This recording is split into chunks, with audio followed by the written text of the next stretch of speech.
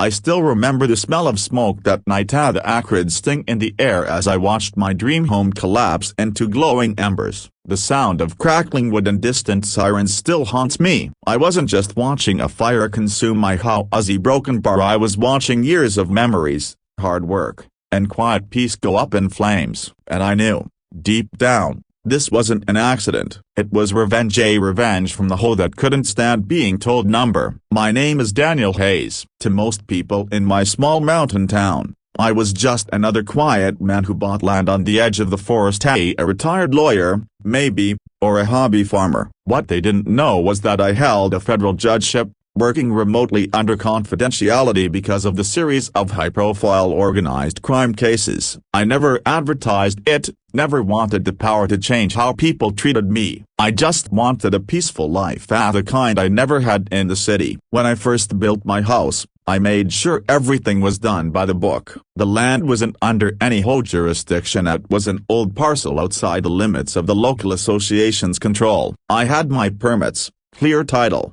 and a simple goal, to live quietly, away from the noise. But within weeks of moving in, the welcome committee from the nearby Oak Ridge HOA showed up uninvited. Their president, a woman named Carol Morton, strutted up my porch steps like she owned the place. "You'll need to register with the association, Mr. Hayes," she said, smiling with a politeness so forced it almost squeaked. "All residents in the Oak Ridge area must join. Dues are mandatory for the upkeep of the roads, common areas, and community security." I politely explained that my property wasn't part of Oak Ridge, that my deed and county maps clearly excluded me. Carol's smile faltered, but she didn't argue. Instead, she said, "We'll see about that," and left. I didn't realize it then, but that was the first shot fired. Over the next month, I started noticing strange things. HOA notices were taped to my gate demanding payment of $1,200 in annual dues. Then came threats of liens, citations for non-compliance, and letters accusing me of violating architectural standards for a property they didn't even govern. I ignored them at first, thinking it was just a mix-up, but then the harassment escalated. HOA members parked in front of my driveway, blocking me in. My mail disappeared. Once, I came home to find my fence spray painted with the words, "Pay your dues or move out." I filed a police report. The sheriff, an old friend of Carol's, shrugged it off as neighbor drama. I realized then that this wasn't going to stop on its own. So, I wrote them a letter, firm, but calm. I cited the county zoning maps, the state property laws, and the HOA zone charter. I even warned them that further harassment would have legal consequences. I signed it simply as Daniel Hayes. I didn't mention Judge Hayes. 2 weeks later, my house was gone. It was a quiet night. I'd gone into town for dinner and came back to the sky glowing orange behind the trees. By the time I reached my driveway, the entire house was engulfed. Firefighters worked tirelessly, but it was too late. The structure was lost. Investigators found traces of accelerant near my garage and propane tank. It wasn't just a fire, it was arson. The HOA tried to play innocent. Carol even showed up the next morning,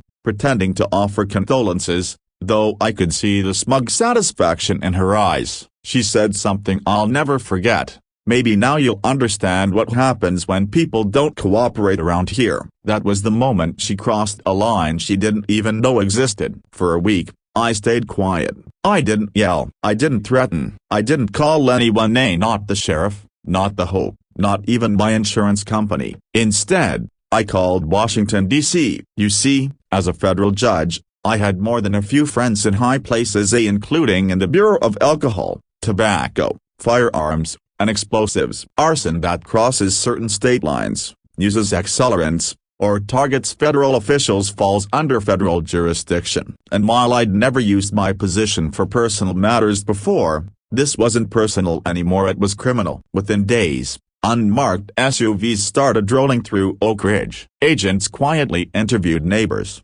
collected evidence, and pulled phone records. It didn't take long before everything unraveled. Turns out, several HOA board members had been in on it. They'd hired a local handyman to send a message by torching my property, believing it would scare me into compliance or force me out entirely. The fire spread further than they intended, destroying my home and putting their own neighborhood at risk. What they didn't realize was that all their text messages, their financial transfers, even their meeting minutes were now in the hands of federal investigators. 3 months later, I sat in my own courtroom. Carol and her co-conspirators were brought before me as the very man they tried to intimidate. Their faces went pale when they saw me in my robes. I recused myself from the final sentencing, of course, but I did make one statement for the record before stepping down. Power is a funny thing, I said. Some people think it comes from titles, boards, or petty control. Real power comes from integrity, from knowing right from wrong and standing firm, even when you stand alone. They were each sentenced to years in federal prison for arson, conspiracy, and intimidation. The HOA was dissolved by the state, and its remaining assets were seized to pay restitution. As for me, I rebuilt, not out of vengeance, but out of principle. My new house stands stronger now, not just in structure, but in spirit. The land feels quiet again, peaceful. Sometimes I sit on the porch at sunset, the same place where Carol once stood, and I think about how close I came to giving in to anger. But then I remember justice doesn't roar, it waits, and when it moves, it changes everything. In the end, the lesson wasn't just about standing up to an HOA or fighting corruption. It was about what happens when people mistake kindness for weakness. When they think intimidation can silence truth. They burned my house to the ground, but in doing so, they lit a fire they couldn't control. And justice, like truth, always rises from the ashes.